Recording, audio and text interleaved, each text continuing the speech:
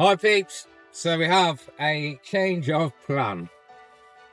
Basically, doing the video of each trip that I was meant to do one for each trip, was basically boring the shit out of me. Because when you haven't got any video footage and it's just me sat there talking about, oh, I've dug the floors out on this trip, I've done it, and it's just, to me, it was like, I've just felt like I'm dribbling on. So what I'm going to do is basically get you up to speed over the next 2 weeks, up to where we are, because then I'm back over in Bulgaria and I can actually then start videoing and doing some of the actual work and be able to plan it a bit better, basically. So so this video is going to be take you up to trip 4, which will include finding the dog chained up in my garden, repairing the roof, the new windows going in, and digging the floors out. And then next week then we'll do the trip 5 to 8, I think it is. So yeah, we've also got I'm introducing the BS board. So the BS board is not the bullshit board. It is the Bulgarian spend board. And that is basically to keep track of how much we're spending. So at the end of each video, basically, we'll do a tally up of what I've spent, and we'll put it on the old BS board. And yeah, hopefully stay low and not spend too much money, because I haven't got a lot. But otherwise, I'll be buying a house on Malibu Beach. But yeah. So anyway, we'll crack on, get this we'll get you up to trip 4 on this one, and then we'll get you up to date on the next one. Oh peeps, I'm Andy Levis, and like most of you, I dreamt of owning my own house, but I do like to do things a little bit different. Instead of tying myself to a mortgage for the rest of my life, I thought it'd be easier to buy this derelict house for £5,000 in a little Bulgarian village. Now, I'd never been to this country before. I didn't know where anything was. I couldn't speak a word of Bulgarian. I reckon I can transform this house into something amazing, and all for less than what it would cost me to put a deposit down on the UK house. If you're looking for a bit of inspiration, or the odd DIY tip, or just interested in seeing whether I mess up or not, hit that subscribe button and ring me bell. Yeah, join me on this adventure.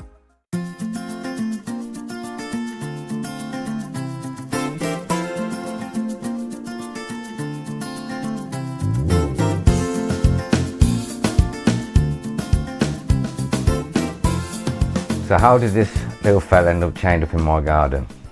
Well, basically, you remember the first time I went to the house with Sam, there's a gate that goes into my garden which I'd used previously to when I went to view the house.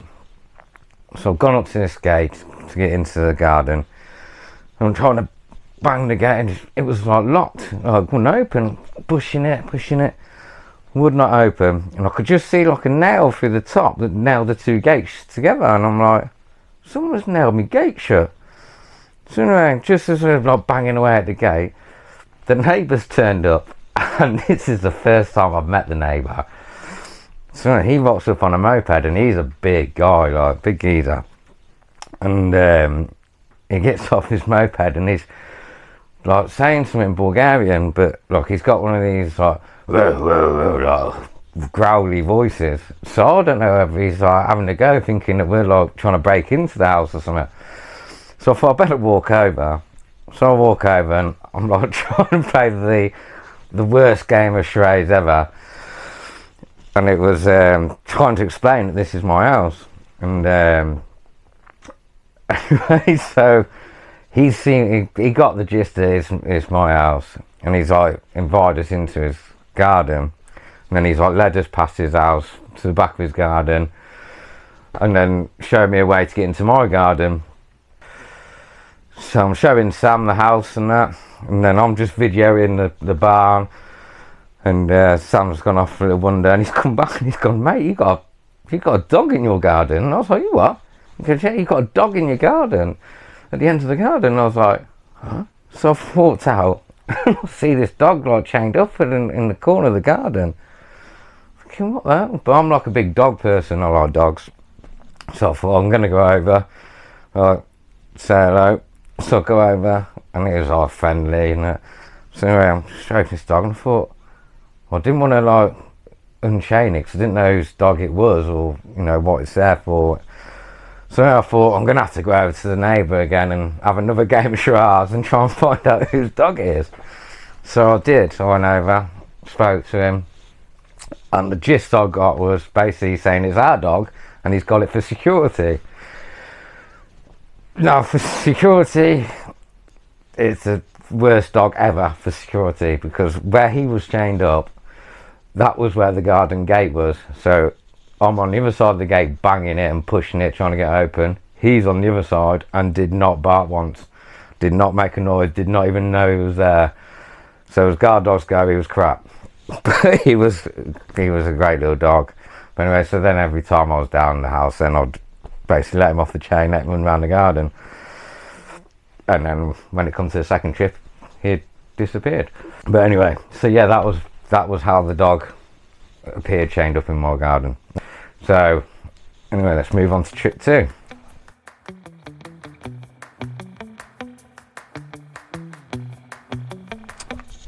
Trip 2.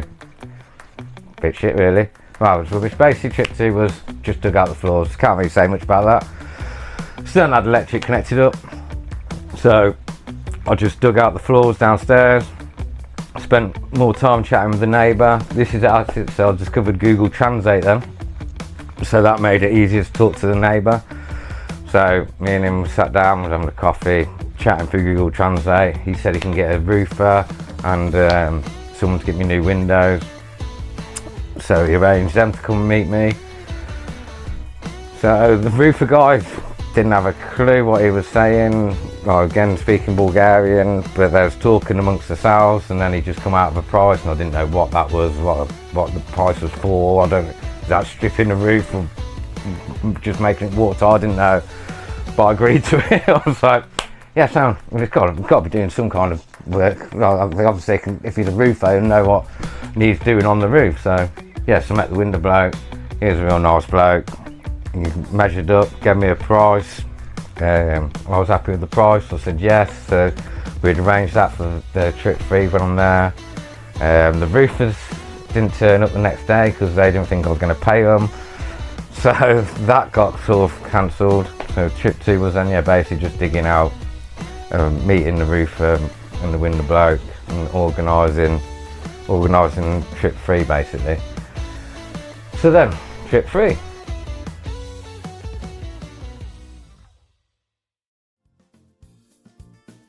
I didn't really do a lot. I basically pretty much spent most of my afternoons in the pub and eating and drinking basically while you had the roofer doing the roofing. Oh, so yeah, so the roofer then, I got hold of the neighbour while I was away. After trip 2, I'd message a neighbour about if does the roofer want to come and do it on trip 3. And he said he's trying to find another roofer. So he ended up finding another roofer, got a price, told me the price, I agreed to that. It was a bit more expensive, and I was still weren't 100% sure what was being done, but I put in the message, will it be watertight? And he agreed yes, so I knew it was going to be watertight. That was the main thing, because winter was fast approaching, and I wanted the roof to be covered for winter obviously, because a big hole in the side of it was a bit scary. The window bloke done his job brilliantly. The roofer come and done his job. They've done all new ridge tiles, replaced the broken tiles. Still got enough ridge tiles left over that I think I can do the barn with, when if the barn stays up by the time I get round to that. But yeah, so that was happy days. Then trip 4 was a bad one, because trip 4 was where I bust my foot. So So literally, I think I had one day at the house cleaning some stonework down. So that's up to trip 4 then, that was. And so now we'll leave it there. I'll take you now to the BS board, where I'll tell you what the cost of the roof and the windows, what that costs. So here we've got the Bulgarian spends board, the BS board, and the target is 27 grand to renovate the whole complete house for less than 27 grand. So far where we are. So we had the garden cleared. So if we get the old garden, this on here. Garden, that was £350 to clear the garden, which I thought was a good price. Seems it was a jungle. And then we've got the roof. The roof was £1650 for the roof, which I paid over the odds, I do believe, according to another neighbour. But we was on a short time schedule there because the winter was fast approaching, and I'd rather spend that on repairing the roof than the roof caving in, although all the timber's getting rotten.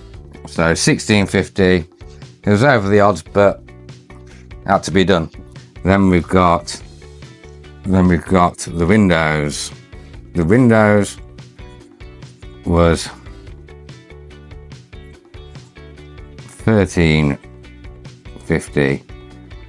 Now this bloke, highly recommend, real good guy, great value for money. There was 12 windows in total, all aluminium windows with mosquito nets, and yeah, it was great, and I've used him again to do me doors because I do like the bloke. He's really good. So yeah, that was Windows 1350. So that's where we are up to at the minute. So I'll see you on the next video, which will be trip 5 to 8, I believe. Right. Don't forget to hit that subscribe button. Help me out, please. Hit the subscribe button, give it a like, ring the bell, do all that thingy majiggy. Nice one. Right, see you on the next one.